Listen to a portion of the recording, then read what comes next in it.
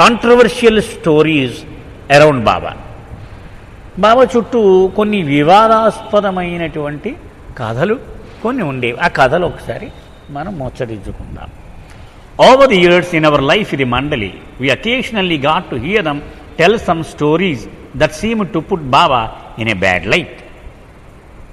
మండలి వాళ్ళు కొన్ని కథలు చెప్తూ ఉండేవారు. ఇలా చాలా సంవత్సరాలుగా ఉన్నాను కదా, కొన్ని కథలు ఇదేంటిది బాబా గురించి ఇలా సరిగా చెడుగా చెప్తున్నట్టుగా ఉన్నాయి ఈ కథలు అని నాకు అనిపించేది. Stories in which Baba seemed to be indifferent or even cruel to close ones around him.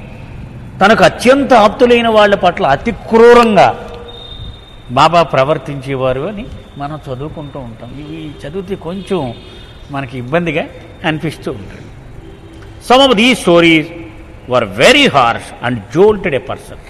చాలా క్రూరంగానే కనపడతాయి కొన్ని. మనమే అమ్మ బాబోయ్ ఒక్కసారి మనమే కొంచెం షాక్కి గురవుతున్నట్టుగా ఉంటాం. It shattered the conventional image of God that one had in mind. దేవుడు అంటే ఏంటి, మనకి మొక్కిన వరమీవని వేలుపు గ్రొక్కున విడువంగవలయు అంటే మనం చదువుకున్న ఇలా ఇలా ఇలా ఇలా అరేసుకుంటే ఆయన వరం పోతే చీ వదిలేయడం ఆయన్ని అని చెప్పాడు ఆయన పెద్ద ఆయన పూర్వం. అదే ఆ దేవుడు అంటే అలా మనందరికీ అంటే నేను ఏమడిగితే అది ఇవ్వాలి. బ్రావజాన్ ఒక చోట చెప్తాడు, ఫ్రాన్సిస్ బ్రావజాన్, ఈ గాడ్ అంటే భగవంతుడు అనేటువంటి ఆ సిద్ధాంతాన్ని, ఆ కాన్సెప్ట్ని చాలా కలుషితం చేసేసాం మేము. ఎందుకని నువ్వు ఏది ఇస్తే నేను ఇంత ఇస్తాను, నేను ఎంత ఇస్తే నువ్వు నాకు ఎంత ఇస్తావు అనేటువంటి కమర్షియల్ ట్రాన్సాక్షన్ లాగా దీన్ని కలుషితం చేసేసాం. ఇంకో పేరు ఏదైనా ఉంటే మార్చుకోకూడదు బాబా, నువ్వు ఆ పేరు బాగోలేదు అంటే గాడ్ అని తీసేసి ఇంకేదైనా పేరు పెట్టుకో, ఇది పాడు చేసేసి బాగా ఇది వద్దు అని.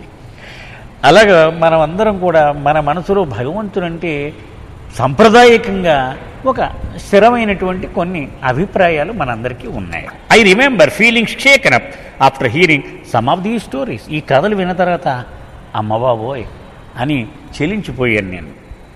I was feeling last for days afterwards. చాలా రోజుల వరకు చాలా ఏదో అన్యమనస్కంగా ఉండేవాడిని. ఏంట్రా బాబు ఇలాగైంది, అంత క్రూరంగా ఎలా ఉన్నాడు బాబా అని ఆలోచనలో పడిపోయేవాడిని. Wondering what to make of it, మరి దీని అర్థం ఏమిటి అనుకునేవాడిని. How could God indulge in such actions, how could God do such things. భగవంతుడు అంత క్రూరంగా ఎలా ఉండగలడు, ఎందుకు చేస్తాడు ఇలాంటివి. These were the thoughts in my mind which disturbed me. ఇవే ఆలోచనలు నన్ను సతమతమయ్యేలాగు ఆందోళనకు గురి చేస్తూ ఉండేవి. After hearing such stories I would pray to Baba to help me understand what was going on. బాబాకి నేను ప్రార్థన చేసుకున్నాను, బాబా నువ్వు ఎందుకు ఇలా చేసావో అర్థమయ్యేలాగా నాకు సాయం చేయవయ్యా, నువ్వు ఎందుకు ఇలా చేసావు అనేవాడిని. I would stand in front of the court of the perfect master Hafiz, placed in Baba's tin shed room opposite the Samadhi and also Baba's bedroom at Mehrajad. ఆ సమాధి పక్కన బాబా రూమ్ ఉంది కదండి, రేకులతో చేసింది. దానిలో హఫీజ్ అదిగో ఆ 3 సందేశాలు బోర్డు ఉంటుంది, దాన్ని ఎదురుగా నిలబడేవాడిని. నేను ఏం చేసినా సరే అది నీ మంచి కోసమేనో అని దాని సారాంశం కదా. ఏమిటి దీన్ని ఎలాగయ్యా నేను అర్థం చేసుకోవడం అని అడిగేవాడిని. అలాగే మేరాజాదులో బాబా రూమ్ ఉంది, అక్కడ కూడా బాబా మంచం ముందు నిలబడి నాకు అర్థం ఇలాగ చేయబోయ్యా అని వేడుకునేవాడిని బాబాని. I would keep reading it again and again to calm my mind. అది ఊరికే చదివేవాడిని మొట్టమొదటి నుంచి చివరి వరకు ఆఫీస్ది. ఎందుకంటే నా మనసుకి ఏమైనా ప్రశాంతత వస్తుందేమో, ఏమైనా బాధపడుతుందేమో అని చదివేవాడిని. About what you hear from the master never say it is wrong, because my dear the fault lies in your own incapacity to understand him. అంతేగా అక్కడ ఉన్నది. గురువు నుంచి నీవు ఏది విన్నా చిచి ఇది తప్పు అని ఎప్పుడు అనకు. ఎందుకని ఆయనను అర్థం చేసుకోవడంలో, ఆయన కార్య విధానాన్ని బేరీజు వేయడంలో నీ అసక్తతయే దానికి కారణం, కానీ ఆయనలో ఎంత మాత్రమూ దోషము లేదు అని అర్థం చేసుకో అని దాని సారాంశం. It took time but Baba did answer my prayers. చాలా టైం పట్టింది నాకు ఈ అర్థం చేసుకోవడానికి, కానీ బాబా మాత్రం నాకు సమాధానం చెప్పాడు లేట్ అయినా. I realized it was necessary for me to shed the conventional idea of loving God. నాకు ఒక సత్యం తెలిసింది. సాంప్రదాయకంగా నువ్వు ఏర్పరచుకున్న అవగాహన ఉందే భగవంతుడి గురించి, దాన్ని బయటపడేయాలి. అది పనికిరాదు. Stay with God. వాళ్ళు చదువుదాం అనుకుంటున్నావు. అందులో బ్రాహ్మజాన్ చెప్తాడు, అయ్యా నీ జీవితం రాయమన్నావు, నువ్వు తీయగా ఉన్నాయి అన్నీ రాసేసాను, కానీ నీ జీవితం గురించి పూర్తిగా రాయాలంటే చేదుగా ఉన్నాయి కూడా ఉన్నాయి నీ దగ్గర, అవి కూడా చెప్పాలి. అప్పుడే నేను న్యాయం చేస్తుంటాను. అందులో నీకు 2 మొహాలు ఉన్నాయి. ఒకటి అమాయకమైన గొర్రె లాంటి మొహం, 2 క్రూరమైన సింహం లాంటి ముఖము, 2 ఉన్నాయి. నేను ఈ గొర్రె గురించే చెప్పాను ఇప్పటి వరకు. నీ ప్రేమికులకు ఆ మొహమే చూపెడతావు, ఎందుకంటే వాళ్ళకి భయం అని నువ్వు చూపెట్టవు మిగిలిన మొహం. కానీ కొన్ని మొండి వాళ్ళు కొంతమంది ఉన్నారు, వాళ్ళకి నీ సింహం మొహం కూడా చూపెడతావు. అది కూడా కొంచెం చెప్పని ఆ భాగం కూడా రాశాడు ఆయన. అదే ఇక్కడ చెప్తున్నాడు. మనము భగవంతుడి గురించి సంప్రదాయకంగా మనం అడిగినట్టుని ఇచ్చేసేవాడు ఆయన రెడీగా. ఏటీఎం మెషిన్లోకి వెళ్ళి కార్డు పెట్టగానే ఆ టక్ 4,000 కొట్టగానే 4,000, 10,000 కొట్టగానే 10,000 వచ్చేసి ఇలాంటిదని మన ఉద్దేశం. కానీ అలాంటి వాడు కాదు భగవంతుడంటే అనేటువంటి అవగాహన అలవరుచుకోవలసిన అవసరము ఉన్నది. In so doing I came to a deeper understanding of divine love. ఇది అర్థం చేసుకునేటువంటి ప్రయత్నంలో దివ్య ప్రేమ అంటే లోతైన అవగాహన నాకు కలిగింది అని నేను చెప్పగలను. At first, I had been confused by the fact that Baba never condemned those who opposed him. మొదట్లో బాబా జీవితం చదువుతూ ఉంటే కేజే దస్తూరు ఉన్నాడు, వాడు తిట్టి పూసేసేవాడు, బాబా దొంగ అనేవాడు. కానీ వాడు నాకు డబ్బులు కావాలయ్యా, డబ్బులు ఎవడు పంపిస్తాను, నాకు డబ్బులు పంపించమంటే బాబా డబ్బులు పంపించేవాడు వాడికి. ఇదేమిటి వాడు ఎంత వ్యతిరేకిస్తున్నాడు, కానీ ఈయన ఏమో అన్నయ్యవాడిని పైపెచ్చి వాడికి సాయం కూడా చేస్తానంటాడు అనుకునేవాడిని నేను. But continue to love them and yet often treated those who are his with such apparent cruelty. అలాంటి వాడిని ఇంకా ప్రేమిస్తూ ఉండేవాడు. పోన్లే పాపం వాడు ఏదో కష్టంలో ఉన్నాడు, డబ్బు పంపరా అనేవాడు. వీళ్ళందరికీ మరిగిపోతూ ఉండేది. ఎందుకని తన కూడా ఉండి తన మాటల్ని ఆచరించేవాడికి 2 పూట్ల భోజనం లేదు మనకనేవాడు. వాడు వ్యతిరేకంగా పనిచేసేవాడికి వాడికి డబ్బు పంపించేవాడు. తనను ఆశ్రయించి తన కూడా ఉండేవాడి పట్ల క్రూరత్వం, తనను వ్యతిరేకించి విరోధిగా ఉండేవాడి పట్ల ప్రేమ. It only became clear much later that Baba knew those who were his were ready for walking the spiritual path and by giving them intense suffering he was pushing them to the goal. ఆ తర్వాత నాకు తెలిసింది, తనను ఆశ్రయించి తననే పట్టుకుని ఉండేవాళ్ళు ఆధ్యాత్మిక మార్గంలో నడవడానికి ఎంచుకున్నవాళ్ళు అని తెలిసి ఆయనకి. అంచేత వాళ్ళని ముందుకు తోయాలి కదా అని ఎంత కష్టానికి గురి చేస్తే అంత ముందుకు తోసినట్టు అవుతుంది. అంచేత వాళ్ళకి కావాల్సిన లాభం వాళ్ళకి ఇచ్చేవాడు ఆయన. ఒక లవ్ స్ట్రీట్ ల్యాంప్ పోస్ట్లో ఒకసారి పడింది ఒక ఇంగ్లీష్ ఆయన రాసినటువంటి ఒక పోయిటరీ. అవతారుడు వచ్చినప్పుడు తన నమ్ముకున్న గొర్రెల్ని అన్ని వైపుల నుంచి కొట్టి కొట్టి కొట్టి కొట్టి ముందుకు తోలుతూ ఉంటాయంట. ఈ ఎంట్రా బాబు తినేస్తున్నాడు, ఇంత ఖాళీ ఉండగా ఎందుకు అలాగ అడుగెత్తి కొట్టేస్తాడు అని తిట్టుకుంటూ ఉంటాయట. కానీ ఒక రోజుకి స్వర్గద్వారం కనపడద్దట ఆ గొర్రెలకి. అప్పుడు అమ్మో ఈయన మన స్వర్గానిగా తోలుకొచ్చాడు విన్నాళ్ళు అని అప్పుడు ఏడుస్తాయి, ఇన్నాళ్ళు తిట్టుకున్నాం. అంటే ఈయన కొట్టేస్తున్నాడు తోలేస్తున్నాడు అని ఏడిచాను తప్ప ఆయన తోలుకొచ్చింది మన స్వర్గానికి అని ఒక రోజుకు తెలుసుకుంటాయట. అప్పుడు కృతజ్ఞతతో ఆయనకేసి తిరుగుతాయట. ఇన్నాళ్ళు కొట్టేస్తున్నామని ఏడిచాం కానీ ఇక్కడికి తీసుకొస్తున్నామని మాకు తెలియదు. He was still trying to draw them in to the net. అంటే వలలో నుంచి జారిపోకుండా వాళ్ళ మధ్యలోకి వచ్చేలాగా వాళ్ళని చాలా కష్టాలకు గురి చేసి కొట్టి కొట్టి మధ్యకి తోస్తూ ఉంటాడు. As time pass I started to enjoy hearing these stories. రోజులు గడిచే కొద్ది ఇలాంటి కథలే నాకు ఇష్టమవడం మొదలెట్టి ఇవే నాకు నచ్చడం ప్రారంభించాయి. More than the ones that were generally told to the pilgrims public. ప్రైవేట్గా ప్రత్యేకంగా చెప్పేవారు మండలి వాళ్ళ కథలు, అందరికీ చెప్పేవారు కాదు. మనం చెప్పుకున్నాం ఎందుకని అందరూ భరించలేరు భయం. నీకు ఉన్నది ఊడ్చేస్తాను అన్నాడు. బాబా ఏమన్నాడు, if my mercy falls on one he becomes a financial wreck. Baba చెప్పిన మాట, నా అనుగ్రహము గనక నిజముగా ఒకరి మీద ప్రసరిస్తే ఆర్థికంగా శిథిలం అయిపోతాడు వాడని చెప్పాడు. డైరెక్ట్ ఆయన చెప్పిన మాట. అంటే అది ఇలాంటి కథలు నేను ఇష్టపడుతూ ఉండేవాడిని. నలుగురిలో చెప్పేవారు కాదు ఈ కథలు, ఇలాంటివి చెప్పమని అడిగేవాడిని. There were more to learn from these stories. ఈ కథల ద్వారా నేర్చుకోవాల్సింది చాలా ఉంది. అట్లీస్ట్ ఫర్ మీ, కనీసం నాకు నేర్చుకోవాలి అనుకునేవాడిని. For it helped me realize that someone like me who was an atheist and enjoyed mentally harassing those who believe in God has come in to his fold today only because of his love, mercy and compassion for one and all, including sinners like me. నేను ఒరిజినల్గా నాస్తికుడిని. భగవంతుడిని ప్రేమించేవాడు ఎవడన్నా కనపడితే వాడిని ఏడిపించేవాడిని, వాడి కాళ్ళ నీళ్లు చూసేవాడిని, అంత హింస పెట్టేవాడిని. అలాంటిది నన్ను ఆయన ప్రేమ వల్ల, ఆయన వాత్సల్యం వలన ఆయనని పరిధిలోకి తీసుకొచ్చి పడేశాడు. కాబట్టి నేను ఇలాంటివి తెలుసుకోవలసిందే.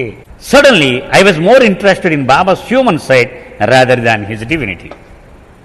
బాబాలో రెండు పార్శ్వాలు, రెండు సైడ్స్, ఒకటి మానవుడు, ఒకటి దేవుడు. దాన్ని ఏమంటాం, దైవీ మానవుడు అంటూ ఉంటాం కదమ్మా. అవతార పురుషుడు అంటే దేవుడు, మానవుడు అంటే రెండు స్విచ్లు ఉంటాయన్నమాట. ఇరిచ్ అనేవాడు దర్శనం మొదలవగానే ఆయన మ్యాన్ స్విచ్ కట్టేసేవాట, గాడ్ స్విచ్ ఆన్ అయిపోయింది. ఫుల్ అంత బ్రహ్మాండం, అందరికీ శబాష్ ఎంత వెలిగిపోతున్నాడే బాబా, భలే ఉన్నాడు, ఈ మధ్యన ఆరోగ్యం బాగుందన్నమాట అనుకునేవారు అందరూ. ఆ స్టేజ్ దిగ్గానే ఈ చెయ్యిని ఒట్టుకో, ఈ చెయ్యిని ఒట్టుకో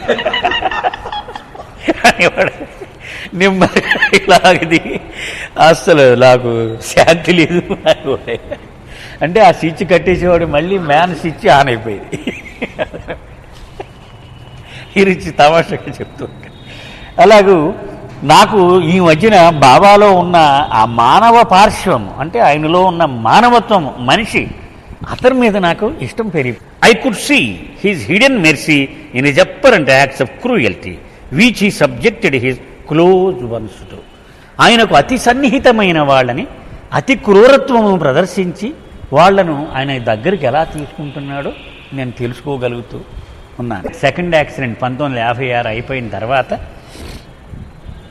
బాబా ఇంకా చిన్న చిన్న దెబ్బల నుంచి రికవర్ అవుతూ ఉన్నారు. అర్జెంటుగా ఒకనాడు మీటింగ్ పెట్టేశారు. సహవాస్ ఒకటి పెట్టాలి మనం, అర్జెంటుగా ఏర్పాట్లు చేయాలి. సహవాస్ అంటే అరేంజ్మెంట్ వాలాస్ అనేవారు. పెండు, మెయిన్ పెండుని పిలమన్నారు. వాడికేమో ఇంకా కట్లు, సంకల్లో కర్రలో క్రచెస్ వాటితోటి ఉండేవాడు. వాడిని పిలిచిరమ్మన్నారు. పిలిచిరమ్మంటే ఏదో కారు వెళ్ళింది, వాడిని ఇలాగ నడుచుకుంటూ వస్తున్నాడు పాపం, ఇలా కాళ్ళు ఇలా ఈడ్చుకుంటూ వస్తున్నాడు. దగ్గర రాగానే బాబా అన్నారు, ఏంటి అంత ఓవర్ యాక్షన్ చేసేస్తున్నావు అన్నారు. అయినప్పటికీ అతనికి పాపం చాలా బాధ కలిగింది. బాబా రాత్రి అంతా నిద్ర లేదు, ఈ నొప్పులు ఇవన్నీ చాలా ఇదిగా ఉన్నాయన్నారు. అప్పుడు బాబా చెప్పారు, నీ కర్మల నిమిత్తం నువ్వు ఏడుస్తున్నావు, కానీ నాకు ఏమాత్రం అవసరం లేకుండా మీకోసం నేను మొత్తం ఒక పక్క ఒకసారి ఎరగొట్టుకున్నాను, రెండోసారి మరి నేను ఎవరితో చెప్పుకున్నాను. ఎందుకు పిలిచానో తెలుసా అన్నారు. ఏంటంటే ఇలా సావాసన. అమ్మ బాబు ఇప్పుడు నేను ఈ టైంలో చేయగలను అన్నాడు. పొమ్మన్నాడు. నీ మొహం చూపెట్టొద్దు నాకు పొమ్మన్నారు. పోయాడు, ఏడుస్తూనే లేడు. అప్పుడు అక్కడ ఉన్నవాడు బాబాని అడిగాడు, బాబా ఎందుకు అతని పట్ల అంత క్రూరంగా ఉన్నావు నువ్వు, why you are so cruel to him అని. అప్పుడు బాబా అన్నారు, because I love him infinitely, అనంతమైనటువంటి ప్రేమ ఉంది వాడి మీద నాకు, అందుకని అంత క్రూరత్వమును ప్రదర్శిస్తాను అని బాబా చెప్పాడు. ఆ తర్వాత వాడు మళ్ళీ రావడం, పనులన్నీ చేసాడు పాపం. ఆ తర్వాత అతనే చేసాడు ఆ సహవాసం. అలా ఉండే. It helped me understand what this game was all about and helped me go through similar situations. At least in the early years, I know I was afraid of facing. ఈ దీని మీద నాకు అవగాహన పెరిగి ఆయన కార్య విధానం, ఆయన ఆడేటువంటి గేమ్ రూల్స్, ఆ గేమ్ ఒక్కొక్క గేమ్కి ఒక్కొక్క రూల్ ఉంటుంది. అలాగే ఈ అవతారం యొక్క ప్రేమ క్రీడ యొక్క రూల్స్ నాకు తెలిసాక ఎంత కష్టాన్నైనా తట్టుకునేటువంటి అవగాహన నాకు ఏర్పడింది. తర్వాత భయంకరమైన అనారోగ్యంతో ఇతను జీవితం అంతా గడుపుతూ ఉన్నాడు. ఇప్పుడు కూడా అదే పరిస్థితిలో ఉన్నాడు. ఆ పాఠాలే ఇప్పటికీ అతన్ని అలా నిలబెడుతూ ఉన్నాయి. అతను రాసుకున్నాడు, మనం చెప్పుకున్నాం కూడా, తండ్రి నీ జీవితం నీకు ఇష్టం వచ్చినట్టు రాసేసుకో అనే స్వేచ్ఛ నాకు ఇచ్చేసినా ఇప్పుడు ఎన్ని కష్టాలు పడ్డానో ఇలాగే ఉండాలని నా జీవితాన్ని నేను రాసుకుంటాను, ఎందుకంటే నీకే తెలుసు కాబట్టి అది మంచిదని. కాబట్టి ఈ కష్టాలన్నీ ఉండేలాగా రాసుకుంటాను. These stories when shared by the mandali were very rare.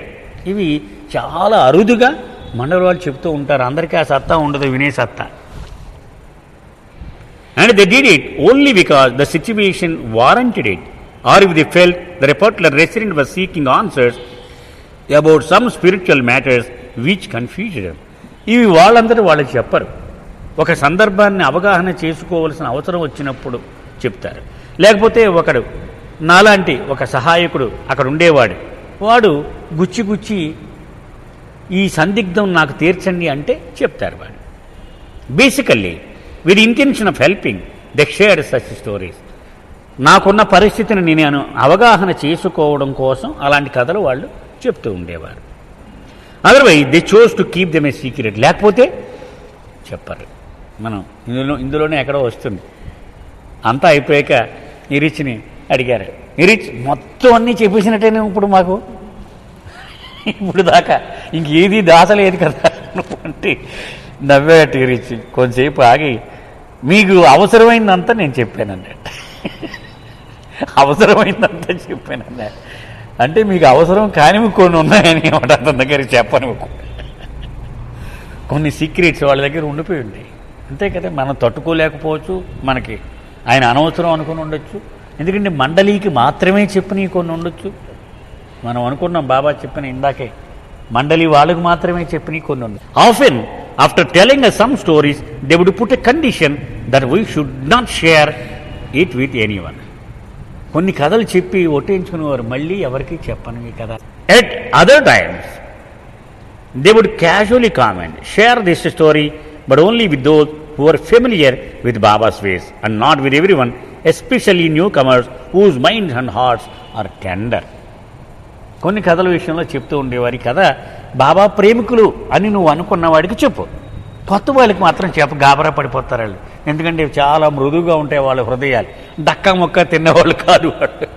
బాబాతో ఉన్నవాడైతే వాడవో మనం ఆ సూఫీ గజల్స్లో మనం చెప్పుకున్నట్టుగా నీ వాళ్ళందరినీ నువ్వు రాసి రంపాన పెడతావట నేను చాలా విన్నాను నీ కథలు, కానీ నా సంగతి నీకు తెలియదు, ఈవేళ నీ సంగతితో నా సంగతితో తేలిపోవాలి అని ఓ పాట ఉంది. బాబాదారి పాడితే శబాష్, వాడు హీరో అంటే బేరమని వాడు హీరో ఎలా వచ్చాడు అలా ఉండాలి.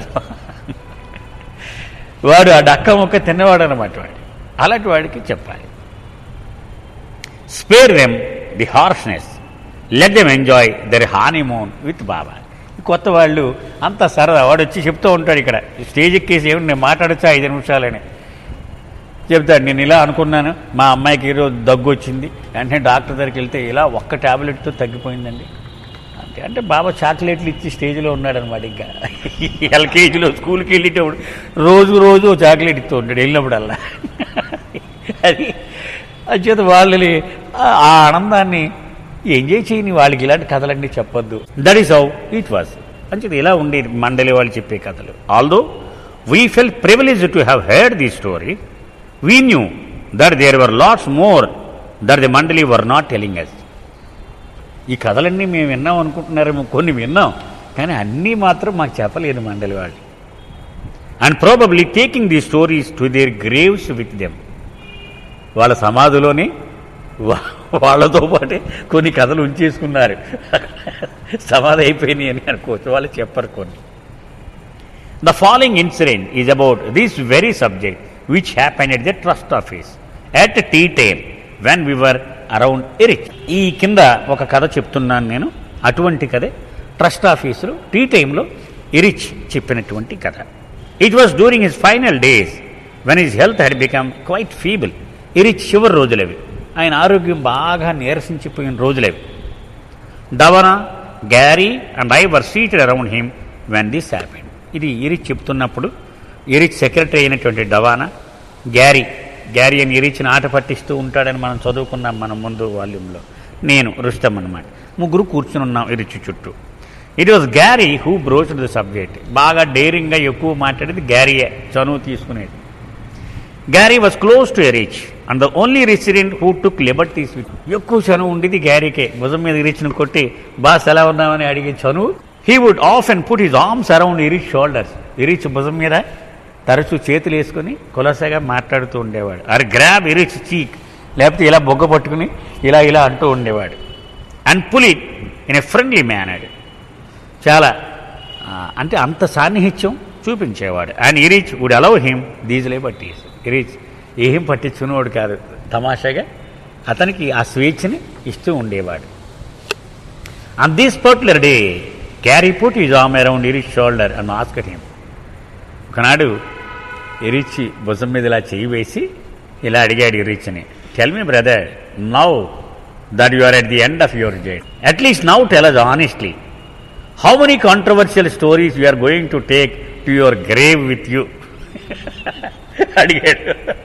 చాలా చెప్పావు కదా, ఇలాంటివి తట్టుకోలేనటువంటి కథలు నీ కూడా నీ సమాధిలో ఎన్ని తీసుకెళ్ళిపోతున్నావు నీ కూడా మాకు చెప్పకుండా చెప్పగలవా అని అడిగాడు.